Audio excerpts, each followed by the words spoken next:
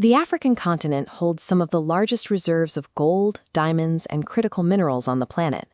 Yet the populations living on top of that wealth consistently rank among the poorest in the world.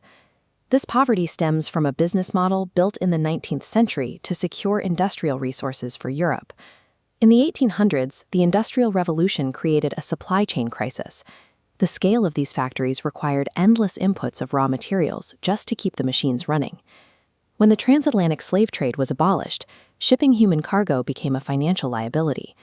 European powers shifted their strategy toward conquering the land itself, using African labor to extract resources at the source. The end of the slave trade forced a strategic shift toward this land-based corporate model. This invasion of the interior followed a specific market logic. Sub-Saharan African export values climbed steadily throughout the mid-19th century, reaching a peak in 1884. European leaders convened the Berlin Conference at that market peak to coordinate their expansion. To avoid costly wars between empires, they drew lines across a map to partition the continent, granting each power a regional monopoly. Colonial forces secured this territory using the Maxim gun.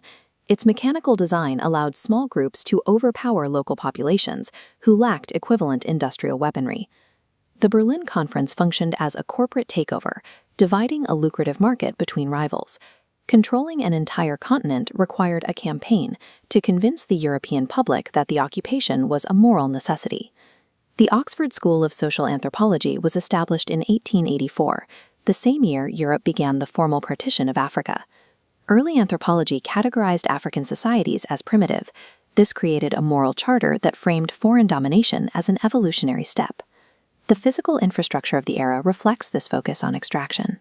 Colonial railway lines appear as straight vectors moving from resource-rich interior regions directly to coastal ports.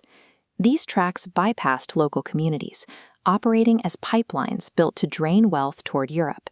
The massive infrastructure of the colonial era was a mechanism built to siphon resources out of the continent.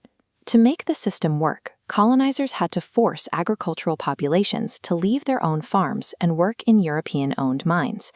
Administrators introduced taxes that could only be paid in European currency. This forced Africans into a wage labor market to survive, often in harsh underground mines.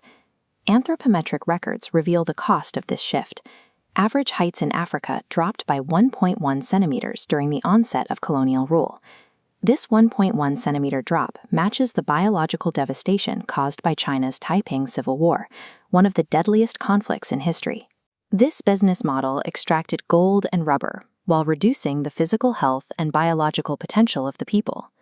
The colonial system eventually fractured. During the World Wars, empires drafted hundreds of thousands of African soldiers to fight on European front lines. Fighting in these wars shattered the myth of racial supremacy used to justify colonial rule. Veterans returned home from these brutal conflicts to lead powerful nationalist movements, passionately demanding the complete removal of foreign colonial administrations. Following years of resistance, European powers withdrew their administrators, and independent African nations were born. While political sovereignty arrived, the underlying economic structures remained in place. Independent states inherited the arbitrary borders drawn in 1884. These lines forced rival groups into the same political boundaries, leading to long-term instability. This created a system of neo-colonialism. Nations are independent on paper, but their economies remain directed by external interests. Many African economies are still wired to export unrefined raw materials while importing expensive finished goods. This offshore rig illustrates that the outward flow continues. Current economic struggles reflect the endurance of this 19th century architecture. The system continues to perform its original extractive function, producing the economic results its designers built it for.